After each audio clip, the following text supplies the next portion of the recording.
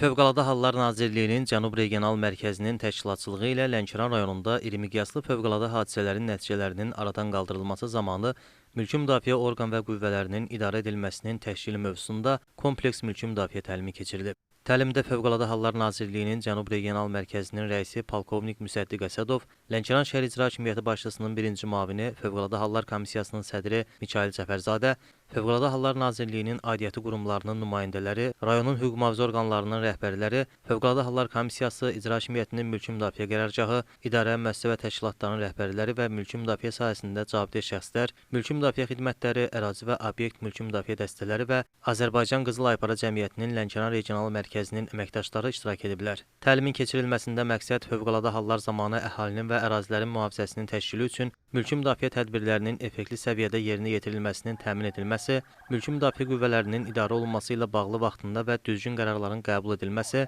həmçinin xilasetmə işlərinin təşkili və aparılması üzrə şəxsi heyətinin əməli vərdişlərinin daha da artırılmasından ibarət olub. Təlim zamanı rayonun mülki müdafiə qüvvələri tərəfindən şərti olaraq fövqəladə hal baş vermiş ərazidə kəşfiyyatın aparılması, ərazinin mühafizəsi, əraziyə giriş-çıxışın məhdudlaşdırılması, yanğınların söndürülməsi, partlayış baş vermiş obyektdə axtarış xilasetmə işləri həyata keçirilib.